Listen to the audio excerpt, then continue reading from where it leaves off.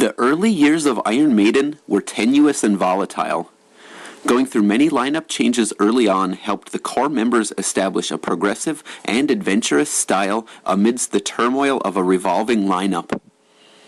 Adrian Smith had joined the band in October of 1980, while they were still on tour for the first album, replacing Dennis Stratton on second guitar.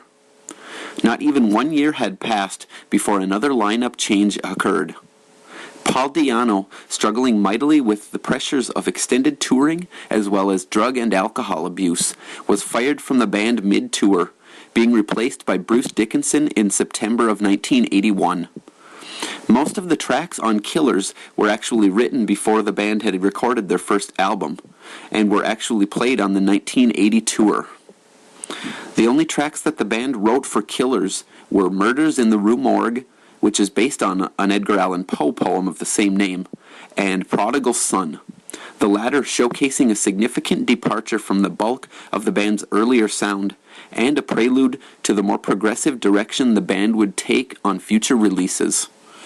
That being said, let's take a peek into 1981's Killers, released less than a year after their debut album. Alright, so here we are moving along into Iron Maiden's sophomore effort, 1981's Killers. Their debut album was pretty well received and rocked hard, so the question was, could they top it? Yes, indeed they could, and did. While most of the songs on Killers were written before the first album was ever even recorded, the tracks that they chose to save for the Killers sessions resulted in a stronger overall record. Prodigal Son and Murders in the Rue Morgue were both written for the Killers sessions, and you can really tell once you sit down and scrutinize it, the difference in the overall depth of the songs, the change of sound and the complexity of the arrangements, the instrumentation in general. It just seems a little bit more mature of an overall sound, especially Prodigal Son. This album, while it's better than the debut overall, it still doesn't capture the full essence of the soul and passion and depth that they would find on future records. Die-hard Maiden fans undoubtedly are going to find a bone to pick with my rating of this album, but it's still, in my book, their second weakest effort after the debut. With that said, it still has some awesome tracks on it. There's some of my favorite songs on this album, and it's got some solid mid-rating tracks as well. Even the weaker songs are pretty good still, because it's Iron Maiden after all, you know. Once a band like them captures that certain creative edge, that little bit of difference apart from your average band, even the lackluster tracks are more inspired by comparison to the soulless pop that the record industry cranks out even to this day. Alright, enough rambling from me. We're going to take a look track by track at Killers. So, let's get started.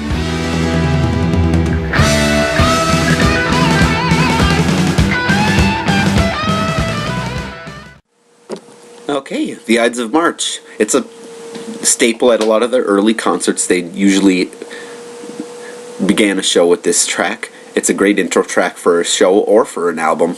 The guitar is really well mixed on the studio version. The ambience of the guitar harmonies, the echo, really well done, and Clive Burr's drumming is really solid as well. Nice snare work, nice driving beats and drum fills. On some neutral notes, the instrumentation's not bad of this song. It's got a good pace and everything. It's just overall unremarkable. It's just kind of at an average track. It's also really short, clocking in just over a minute and a half. And on negative criticism, it's doesn't have a ton of depth or soul to it. It's just kind of an intro track to Wrathchild, basically. It gives you a start on the album to build up the energy, and that's about it. So let's take a look at what I gave it for a rating. The Ides of March gets a 7 even out of 13.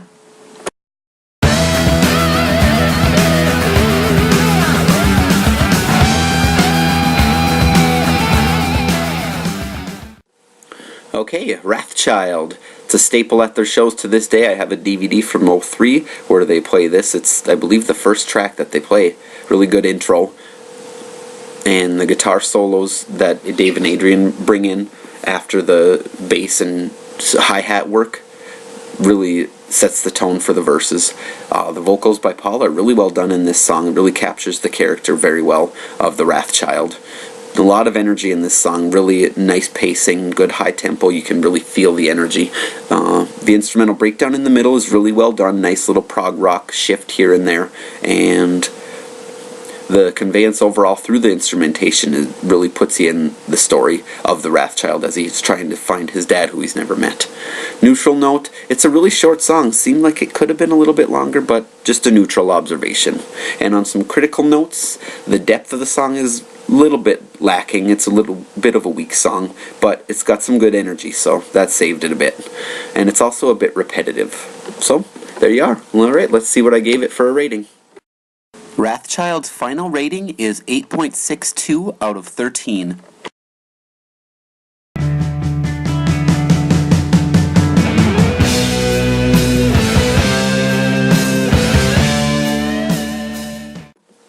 Alright, Murders in the Rue Morgue, one of the 2 tracks they wrote exclusively for Killers. It's got a really nice little intro, soft guitar and builds into bass and then into a snare, and then a mid-tempo instrumental that segues via a snare beat from Clive into the verse, and the verses themselves have really good driving rock beat to them, pretty high tempo, a lot of energy in this song as well. I really like the energy in this track. There's also a nice little instrumental bridge after the second chorus that I dig, and there's really passionate guitar harmonies that feed well off each other, little soloing here and there, and overall the song doesn't let up. It's a really high tempo, high energy track. On some critical notes, it's pretty repetitive, the verses and the chorus, and it's also lacking a bit of depth, like I said about Wrathchild. So let's take a look at the final rating for Murders in the Rue Morgue. Murders in the Rue Morgue receives an 8.54 out of 13.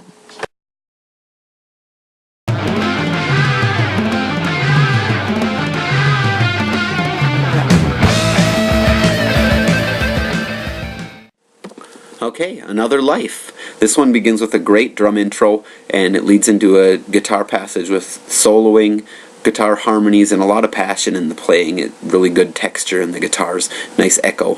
The riffing and the drums during the verses is also really well done, and Paul Di'Anno's vocals in this song are also pretty good quality. There's a midway jam and instrumental passage that is really well done as well. I like the riffs in that, and at the end of the song there's a shred and jam session. This is pretty well done. It's not overkill. And on some neutral and negative notes, I combined them for this particular track. Overall it's a pretty solid track, but what really pegs the rating down is that the same lyrics for the first verse repeat in all 3 verses, so there's not a lot of depth as a result of that, and that's really what brought the rating down probably quite a bit on this song. There's some other vibes to it that aren't quite as deep as well, but in any case, let's take a look at what I gave it for the final rating. And Another Life gets 8.75 out of 13.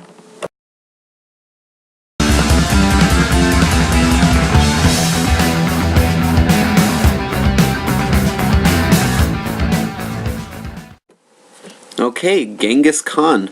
This song starts off with a really nice little drum, bass, guitar fill that sounds really good, and then segues into the first movement, which really conveys well the marching forces of Khan. And the second movement is really heavy, nice frantic tempo, also carrying the subject of the song really well.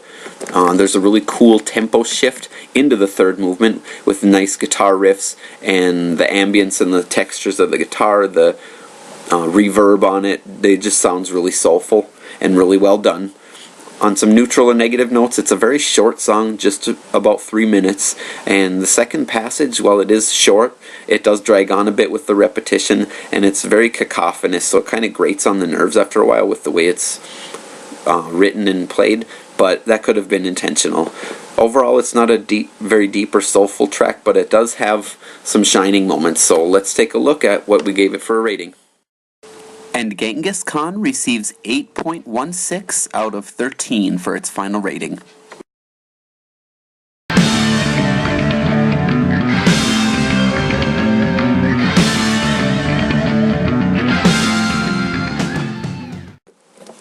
Okay, Innocent Exile. It's got a really cool bass line to start it off by Steve Harris, and the verses have a really nice groove, and the breakdown on the guitar is also really cool. There's a cool groove and tempo in the instrumental bridge in the middle that carries through nicely, and the drums in this song overall are really solid, especially the hi-hat work. Clive Burr is a phenomenal and very precise drummer. He was a really good fit for the sound they were going for at the time. And there's also some really nice guitar solos in the ending bridge. They're very tight and not overpowering or overdone. Neutral Note, it's a great tune, but it just doesn't have a lot of depth to it beyond the groove of the song, which is really strong though. Negative Note, the lyrics are very repetitious in the verses and just not all that adventurous. So let's take a peek at the final rating. And Innocent Exile's final rating is an 8.28 out of 13.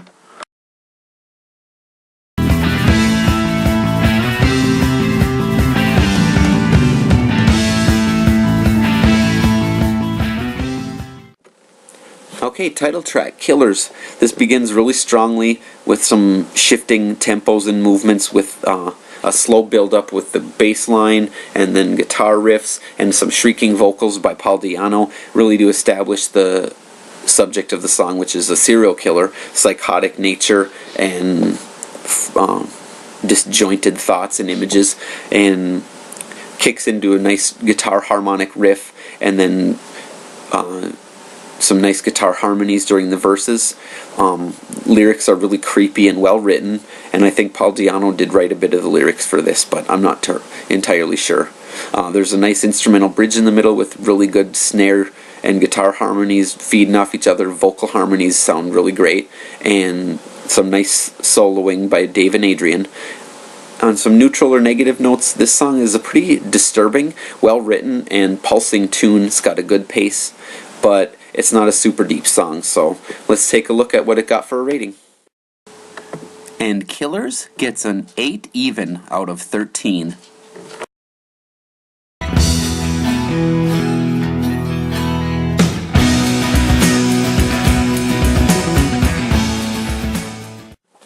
Alright, Prodigal Son, second track written exclusively for Killers. It's got a nice acoustic motif, and the intro is really done well, and it conveys that sense of mysticism and wonder that the lyrics are talking about, and the lyrics also tell a really good story throughout this song. The verses are paced really nicely, really good solid groove, and a few electric guitar riffs thrown in for good measure. The chorus and the instrumental bridge in the middle with a nice guitar soloing passage, those both really work well to convey the desperation that the character feels in trying to free himself from the web of magic that he's gotten caught up in. And on a neutral note, the vibe is decent, just not quite as deep as it could have been, and it just felt a little hollow at times. And on a critical note, the vocals by Paul Di'Anno did not really do a great job of capturing the soul and the essence that the instruments were able to capture and that the lyrics were telling, so that pegged the rating down a bit. And let's take a look at what I gave it. Prodigal Son receives a 9.18 out of 13.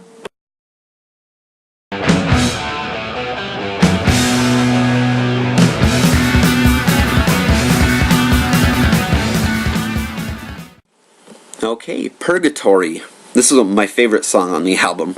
The opening riff really sets the stage well for the overall vibe of the song, and the guitar harmonies during the verse are just awesome, really carrying the verse of the song, as well as the chorus. The pre-chorus vocals by Paul Di'Anno are really well done in this song, and the guitar tone is really solid, well mixed, it sounds great, it really puts you in the mood. And while there are limited guitar solos, they are done really well, they sound great, and they just flow effortlessly. The song really does a good job of conveying what it must feel like to be in purgatory. On some neutral and negative notes, the chorus, vocals, and the guitar are great, but just lacking a little bit of punch that would be required to capture the subject of the song fully. And the lyrics and the song in general are pretty repetitive. Despite the great energy, there's too much repetition, and that kind of brings the rating down a little bit. So let's take a look at what it got. And Purgatory receives an 11.4 out of 13.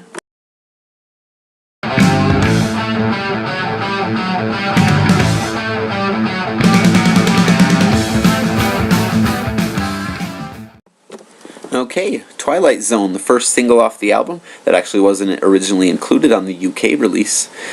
It's an awesome song. Love the intro guitar riff, which turns into double guitar harmony during the pre-verse and verses, and it's got a great overall groove, and the tone is awesome. There's a nice smooth incorporation of some limited prog elements here and there to shift the tempo around a little bit, just mixing it up. The lyrics are also done really well, and you can really sympathize with the character. There's a nice ambient passage with tons of layered guitar tracks right in the middle of the song. It's very well done, and it really puts you into the Twilight Zone. And Paul Di'Anno's vocals, especially during the chorus, were really solid. The overall vibe was really awesome in this regard. On neutral and negative comments, I would say that even though it's a great song, it felt like it was a little too short. It could have had another verse added to it or another instrumental passage maybe, but in any case, that's my whatever. And it is a little bit repetitious at times, but the groove of the song far outweighs that for the most part. So let's take a peek at what I gave it for a rating. Twilight Zone's final rating is 10.33 out of 13.